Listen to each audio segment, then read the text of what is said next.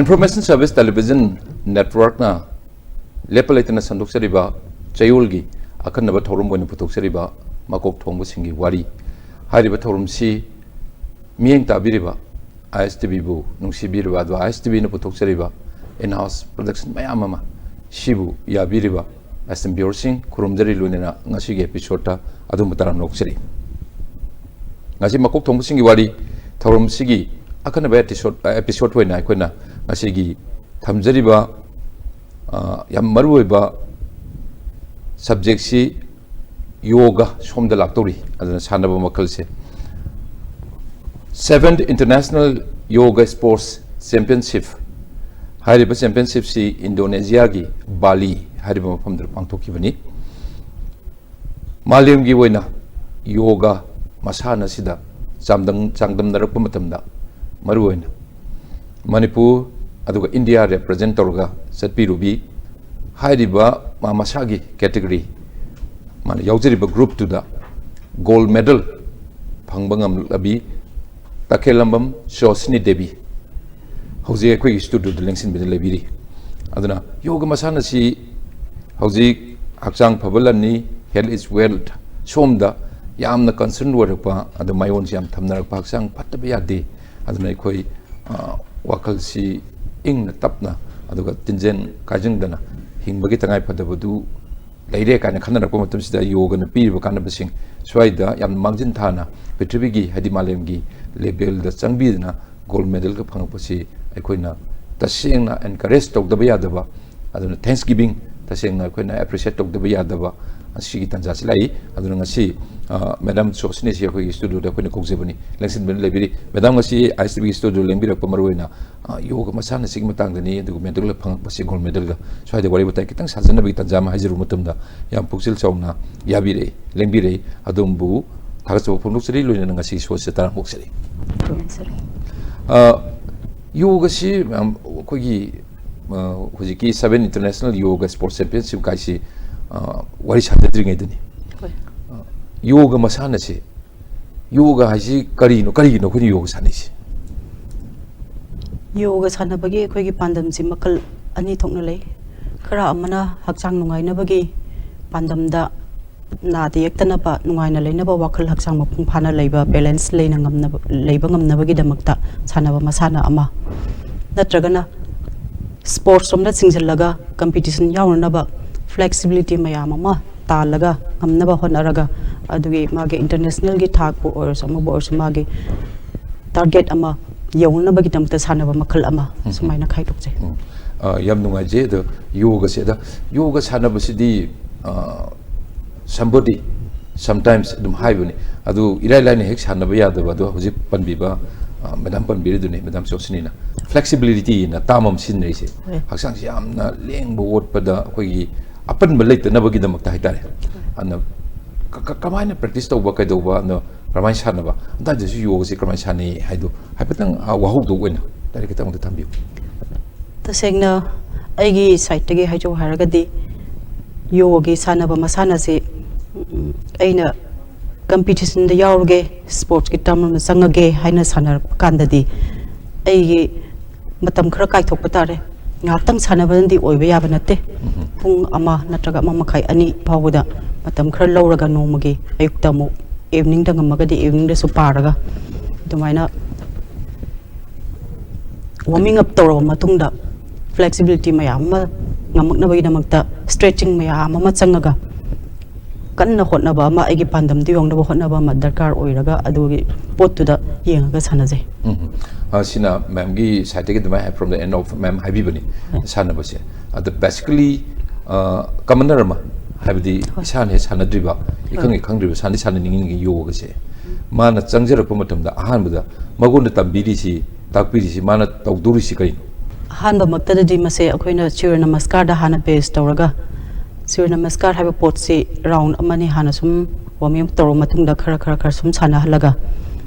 dagidi magi masagi phibam yengaga sina kada bok sanani sina karma mafam da mawong da sanaraga ngai ga dage haibna singbadu ajasni yengaga takpiraga sanaje advance natraga power yoga kai no ji haipet chorpum jun tari adu kari no swai de khenari se karmai define to wini ta sengbagi de ai se adui pumna maktu kalaga sports ki tamda advance rom changa khre direct na haibati angang oi dagi aina adugi poto hana isana pamna tawraga dum lakhrabani na basic ki poto da ingon gi kan gare oja singna daga advance da hana dum nainaraga lakhre aduna basic tadi aina khanjabada sur namaskar sima adum tawraga asana macha macha mina flexibility thoidok ni yaugdabada macha macha khre le adum mayam singdu tawraga sum sana aduna tana advance da kai kai tawis advance study ekoina tawrisi macha macha digi hairaga da chakra asan gumba purna chakra asan gumba dagi salaba asan purna salaba asan aduna tabada paribarta padotana asan chungmana chingba atu atopa maming kaya amasu leire hadi aruba asan sing aruba asan sing ngakta ne haijari sineba sanara ka doise si am nungai jeda hojik maruina yoga si kayam kuire hojik madam Chosini ne sanabiri ise yoga si kayam kuire aduga ngasai basic mayam du han sanara kui wam panbiri do history im leiri na adumai phaujari ni ado karino history se aduga karmai tokne advance da join to ino haibuduni da adai du to khangjege hoi from the beginning ko aina ahan bada yoga haibase karino haibase khangjaramde taseng bigidi aise sanaba haiba potse doki matik pamaga lakhi pamaduna maram oiraga ai football da jingsin biraki al singna football da gi matungda ai yum palo matungda yoga si lae laiba poti ai yoga ni haibji khangamde ai na ngangoida ugi ba pot singdo sanari ba pot singdo yoga ni haiba ngasi da realize tawrakpani tasengna ai se ai gi legi draba ai gi husband si legi draba matungda hakchang si nare khongsi isagi weight puwa ngamdadana net bo ngamde adudagi di laikai da community hall adai mandap aduda yoga si haure adudagi aibu yauna bi damakta imanabi singna hairakpadagi aduda yaugre yaubadagi digi aina hangai tormi si yoga ni habdo ai khangjare aduna tormi ba pot singdo aingonda pen daba masum lakpa haibidi aina hana dum khuloiraga lakpa pot ngakta oibanina adudagi ai hen ba oja sum pamakre chum pamukpada ai hen ba oja se matik chabse aina pamba se hek mapung phana yogdaba oja di yam thengnajare oja singdu dagi lowa ba advice di macha khara dum phangjaki adugo aina kakching da competition amakak yagjaki state level da aduda aina first position di logjare numitu da aigi guru si aina thengnajaki mana aibu u matamda yenge adagi aingonda kanano khotno haibadu loina hangaba matungda aise makhogi da practice tawna bai damakta kobire adagi aina makhoida practice tawbadagi di oja sina aigi leiriba potsi chingthokpa yagani khangbadagi aigi kachin koya si yengaga takpiba yaba takpirakpadagi aigi hana lejaramba angang oida ngamamba aina thadokkhibadagi ngamdadana leiba chingmo mayamsi sir sina oja sin takpibadagi aigi loina mangame aigi matik chaba ojadi posamamgi char arun sine mahakti aigi guru asengbani haibado aina ngasi haibada haiman mathoroi aduna mahak thengnajabadagi aina ngasigi yongning international ge thak ase yobang ngamjari bani haibse ai haisani jam nungai jesima sanabadi certain institute amagi makhada sanablo aduga akoigi oja arun gi magi institute ka lebra di makha sanam kai san Hujik aina sanajabadi kanglele yoga idana sir arun gi makhada sanajabani kanglele yoga practice tawamse tasengna akoi individual oina sir gi yumda machine julai magi machine leiba ko mayam duna ekoida sananing bada advantage yam phangbanina mayumda sir ga loina raga dum sanase kwa ketel gi manakta leibani sir gi yumse sima yam nungai je hoji mem habiro ko tumda mem international level gi sanaba chalapase masida ngasaisu haipet panbire koigi categorically mana koigi criteria khar di leidurui neba ado chahi da swaintong sanabani na haina ado mem sanabiri si karamba group no karamba category je sanabiri no chahi asi tangka kya da koina yoga si competition si pangthui chahi kya gi haibida jarong tabi hoi ai maki category di 50 above ne adubo ekoina international gi sanagi badudi 13 to 20 20 to 30, 30 to 40, 40 to 50, 50 to above, and 50 plus 50 ga but ne madam sanabi je Hoi. adu haidi habini tasingmadi nupi gi sei ji hanganu nupa da tolop hanganu na adu ma'am isa asingna sei ji ka subirage ba if you don't mind isa gi hek suri sei ji ka subirage I say 54 suzare to adu di oje habiri du koi minimum ngange na koi phaujari ni ko habidi isa gi madam gi appearance koi hoji ujare ujaba matam sidani isa na sahi 50 plus ki haidi 50 and above the yams yagre 54 is running attending as of 54 adu 54 the lege do wa koi na hek expect of jaba appear range sabam le adu di ma'am di sungoi odre haitare aduna yam ne ngangkhatna legre aduna sanabaduna maram mo be sanabaduna maram mo be and ben paujari ni aduna hoji biosing mafam tam jeningi si hoji ma'am Chosini ne takpiri si international gold medalist ni yoga da hoji sanaba isna piri ba kanaba ma'am se adun nautohan ba sak phajan ba puna mosi karin no pukning wakal hakchang phajana balance tawrga nunga ina leirapadu anu sin maram morakanda mi gi maithong sima kala me phajare adugi phajabagi khudam du adu nawoi bagi pangal kalli bagi khudam du ma'am Chosini da taseng phangi aduna yoga sanaba se kanai habisima ai biosing mafamda masigi wari sabasi tanza si lojeraga dumana thamjage ma'am da hojik sima wari sanajare de yoga competition pangthok pamatamda 50 plus ki sanarpa category haitare sida technology country kyamu laki adu kramai tawi adu sanaba sidi pithibhi go nasi yoga si yamna popularize tawre ma flourish tawramni na atopa ai bisul amgane ba adu kayam thenei country tongan ba adu players sing si kramai tawi country ni pan lai ba potsi hen gada boni adubu lam khradi ising chawbadagi participate tawong ngomgidre aduna lai ba players sing do aduki matik competitive oi phajana sanai yamna su tinabada nungai ba sanaroi ama oibagi matik magun chap chana sen ba thuisat ong chatpa mata yawdana phajana loina raga sanajare sima ada India sidi represent of matam da mi khari saturin ni adi India ji chawroba kano mani country ni adu sidagi di Manipur dagi budi ma'am Chosini yawre adu kaya yam chali India gi team ji by country India gi team se mi kunthani pan present toy adu Manipur dagi kaya yaw Manipur dagi taramathoi ni player na tar khatani hoigi guide yaw punna hadi official khara yawre trainer singba korpa yawra coach na singba adu sigi si chapa matam da ma'am di goal lobi re sagi category da adu kari just back to medal kari phangke atopa Manipur gi oina angang nupi masa 13 to 20 gi da masu first position lore adudagi aigi sanaminarakpa aigi ace da second third so Manipur na dum lore duga 30 to 40 gi da su second nama loksare adundi saliba player taruk maktu Manipur gi oina di amata noptraba hena pharaba yoga player ngakta oire haisim de dum prove tawriko utpiri riba player dugi on choice da khwaidagi na phajaraba asan mari utpiu haina hai asan mari si amam toina auta haibiu ahan ba ni shubong shu mari shu asan ji kari no utpiri je karmaina utpi adugi isagi head leiba best performance si bokte ai malem gi sanri ba si competition se ulagi kaina khanbigi pa myam to utpon bi giura karmai toite tasengna engam saki pukning diam nangai ba phauki ahan bar utchagi ba asan duna chetu banda chakra asan kawe next ki duna purna dhanur asan third duna parivarta padotana asan fourth duna purna salava asan kawe kari kana bono karmai sana ba sana no asan sije one after another kitang dum madugi explanation kitang dawiyo hain chetu banda chakra asan haibasi hakchang se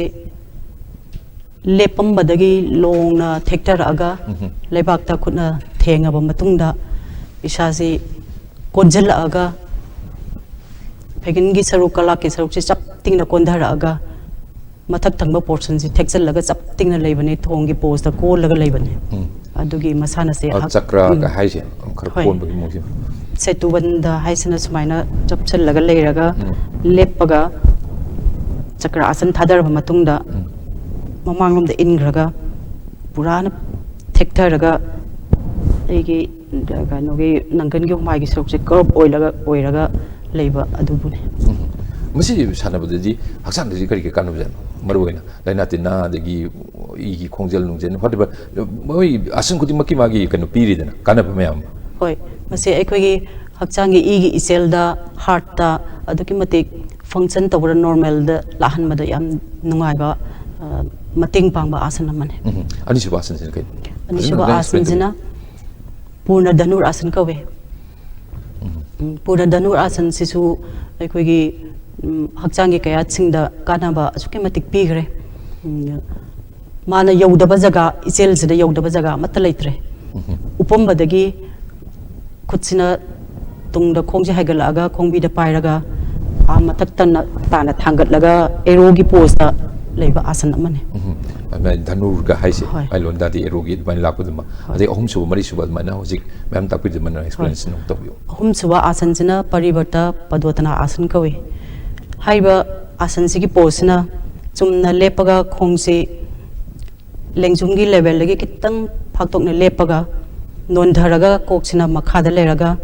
khut ani sina cross ta lamaga khut oina khong yet ki khongda yet na khut khong oigi khongda pairaga adudagi khwang dagi na kok phokje twist tok thoraga mamang on thorak pane haksang ji pura asman le thor ka duini hoi le thor ka duini sigi kana ba sisu masisu aikoi gi advance asan sing sidi aikoi da leina amta changba ngamdraba asan nga tani haijaninge do mari suba ru asan sin kan mari suba aroi ba asan sisu purna salaba asan ni masisu advance ne upam badagi khutsi makhada phaibak makhada uppaga hapchalaga leirani duga khong china tungdagi mathanda adum haigala aga aigi kokta chapchana khong ani sina lepaga leiba pose ne masidasu changibe energy se leijabang gai loina mak change masigi asan si tawu matam dadi masinasu kana da bam tale ra hakchang da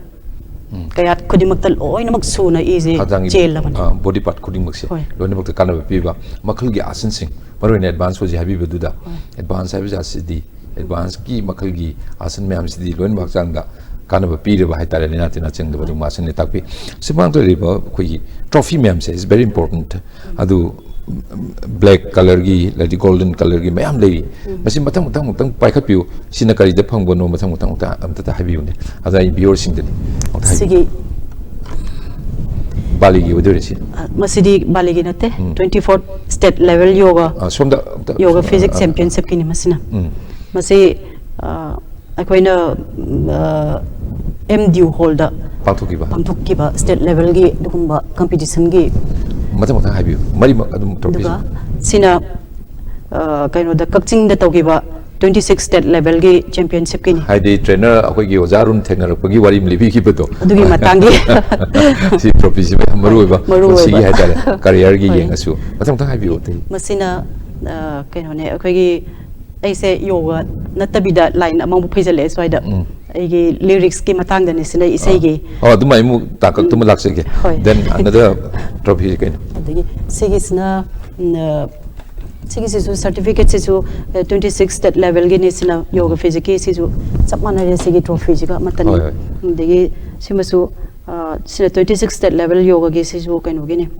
kakching gi ni sina ayamba gold phagi bang akani hoi sina international gi 7 international yoga championship 2020 gi Bali Indonesia da tawkiba adugi certificate sima hoji wari sana jari se maruina hoji kaino gi 2019 da national level gi yoga championship mam pangthok pani masi si Nagpur Maharashtra pangthok pa sidasu mam gold phangbi sidagi ni aina gold phangjaraga international gi selection tawbiris sigi springboard oi ba haitare international level phau to just jump up to khisi sigi championship se ne ba sidi kamai to masidadi competition se dokimatic hard oi haibadi stage dokimatic lai ya india gi state me competitors yam yame kaya bu subuno bu ibu simpa bu putri yam gra stage yam yame aduna tawriba asan me am dusu taseng magidi engonda di aina thodokna makoina tawi du yengu bodi natre aisu competition du yaurga aigi nga sai gi pot to kokta dum uraga leirabanina aina horen stage da kakhlaga taw matam da ai je kadai da kari soi dage haibe wakhan sida dum manungda read tawraga dum mind da par leijarabane ba adu asan jing do aduduna mokhoina tawbodo hard asan yamna budi yaure adu orga so aingonda di moigi du kaisu leitana khangre haibide aina tawyo potuna adu ki matik thak to khar khenana dum leigre aduna hadi advance whatever is advance oikre adu magna aina terungna wadana first position se logjarke sigi wari myam sini adu isa da confidence ma asai wari sabir ko khudingi aina advance whatever ga chatli na aingonda madu thodong lu gi je kai khanbagi sigi confidence adu confidence have translate into action and sai gi aduni thabo on thoro kan sai kano gold medal myam se phangbi ise marak sida aina haijaning ba ma aina yoga gi thomdai gi aina stage performance piramdai matam sida aina kana bo ningsangi haiba matam da aina aigi guru aigi sir arun bu ningsing jai aina thokting da sir da call tawraga aina sir ai performance pi dore ai minute mani leraga smai thok tore ai sir da khurum jari hairaga ai sir da makhong ko chokna khurum bagi wakal dura khurum maga sir na ai nung da blessing pi bi re adu kan da aina thok kan da aina tawjari bo pot to success oina phajana tawba ngamgi sile adu course ma yoga si hujik for about 2 hours gumba natra 1 hour gumba kai thoga ko chat pai tangai phadum lei adu yoga habasi aina change for instance ai si yoga tawdi tawba change adu beginner amana yoga si tawpa matamda moi karibu matamda su slok na chingba thiba isaina sa ku chingba adagi breathing exercise whatever kari no khara di akoi tawba sum ujari ba mapan dagi yengbani lapna naksalaga di yengdri adu kari no course am da maruina ngasi si class la en khalen class la ko dina class hobo bokta beginner sing da moi tawli se surya namaskar hare hoji habi gi matamda kari no tawli se sei ga sei sin kai hoi ahan bada koina sanarani haidanda hekta phammaga aigi mind je control tawdana hekta phammaga sanaba se jasingna pibide ahan bada isora thajaba pukning changna aigi thajaba amaga loina na isora pratna tawjaraga khurum jaraga dugi matungda sanaba hogdringe da wami khat tawraga chur namaskar sna kona tawraga asana macha macha khara tawraga loisan bada su prayer tawraga isor thajaba thammaga sana sai prayer ji karna sai sei kai sanskrit ki slok tong tawra kramai kari no ma sei simaron kai sei sanskrit ki on saksai amdu sapiu ne me moi sapu kramai sake mati em tang hojiki kramai ngangbra kramai tawna amata sumana desa kana gumba amani center khardana adum ngangba yawi dei khara amada di adum ngangdabida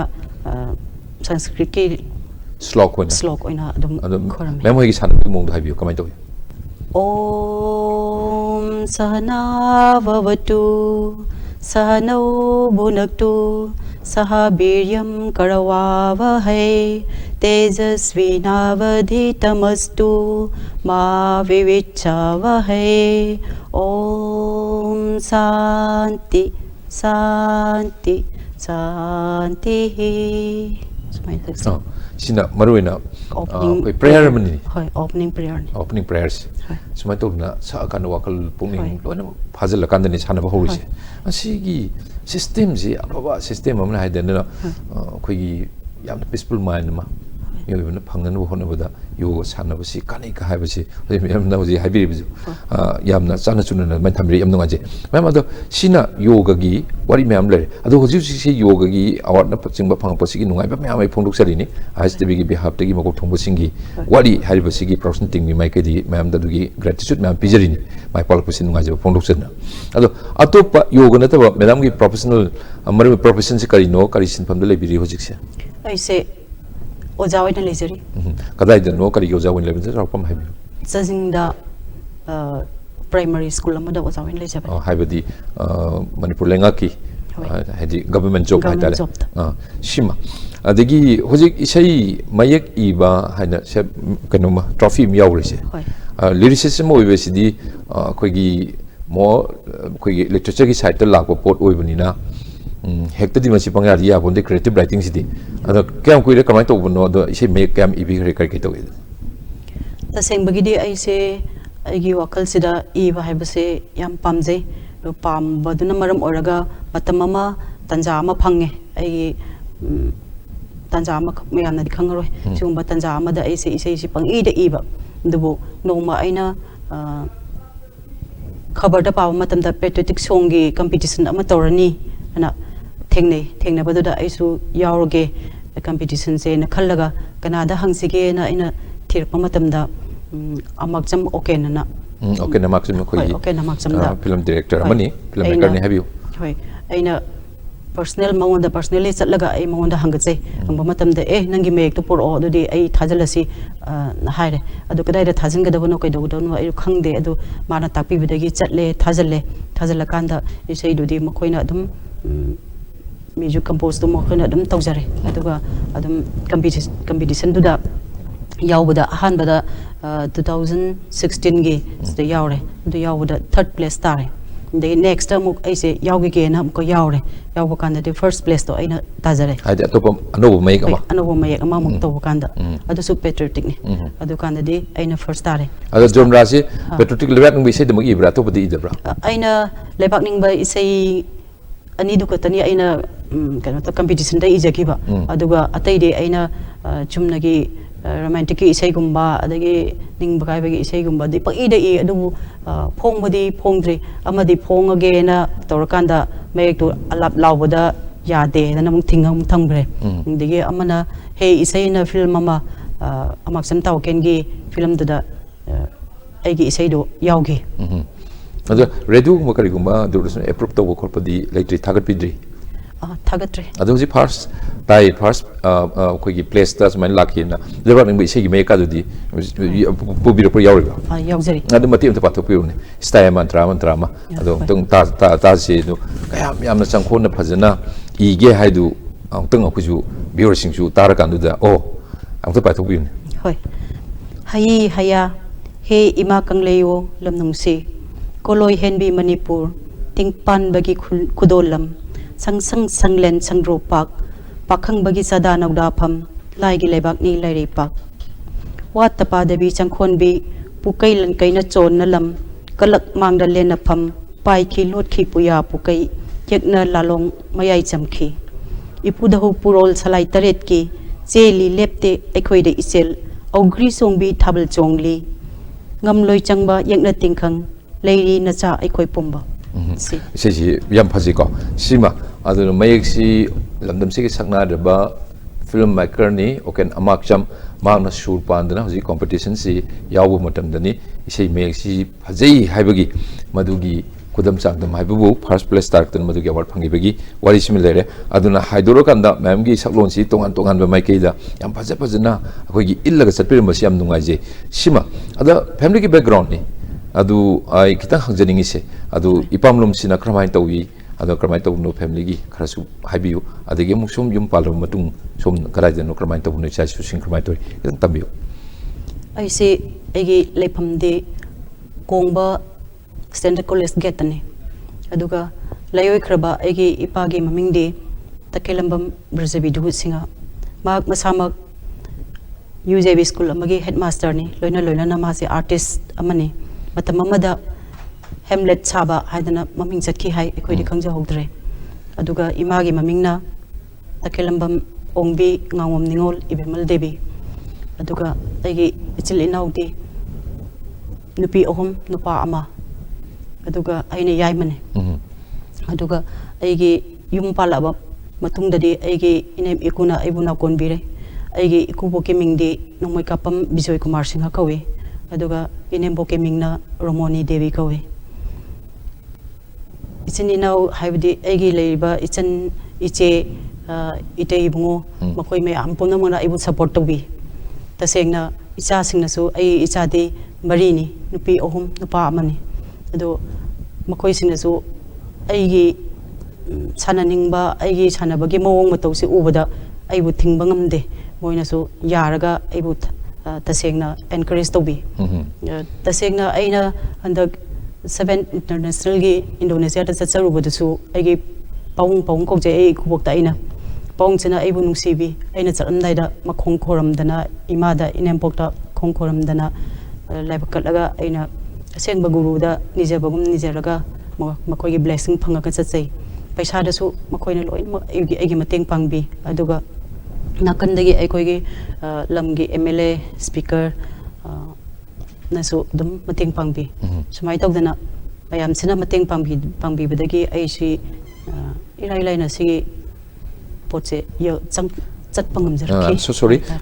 leibadi akhoi rakta ngasi di leitre adu kanogi ai spouse gi husband gi mingse kari kawi have dum tam to permirmu hoi nongmai kapam suren singa kawe yam nungaje adu hojik family background chu je haidni artist gi mun thulung sai I bai sai me ki I ba khotpa gi matang laiba ale somda laba matung da adu lepham sina maruena somgi nupamai mi yum se address na kai waduno singjamai chinga makha singjamai makha maisnam lekai adu songi leiriba ai bo he pokpi ba chap manaba lai gum ba ima ipa sakna adu mana awal pa am ta lehen nek tawge da holise masi gi family support se di sidagi henna togi chawba support amadi leitre ndu mai phawjini ko yam nungai je meram sima ado similar ado hojik sanabadi changjale chahi su 54 running lady adu sanabagi spirit adu ga pameba wakhalo interest ina khoi loin puro singa chapang ngakani adu kari kari no makha ta kari kari tawbining ba kari kari tawge no khanbiri marwin sanaba yoga masana sida adu kari kari no angang sing sembi ba takpi tambi gi mong leitabra kari kari plan leibiri adu yam khangni taibiu hoi taseng badi aigi family gi potsna hena maru oiba amasu ai thandana pubagi hongna bi leiri makhogi damakta so aina ngamba yaba tawham thokko mayam ama tawramgani aduga makoi dei like like sudu loina ille sanabadi makoi amata yaudre hadi isa singse aduga aingonda sanaba takpiu haidana lakpa kharadi lei aduju aina phajana dum takpi gani aduga aina ngamba level babuda sanajagi gen khali megi foreign gidi 93 yo hodum sanai aidi ngamgadang ngamoida khangde pambadi ai su dum mana sanage ni khanjei aduga ai pawung ima nemiku akoi sinasu aigi damta support tawbirakan hena khanjei adugi ayabadu lerakadi aigi angamba thakku sanajagi gen khanjari adu hoji khardi habire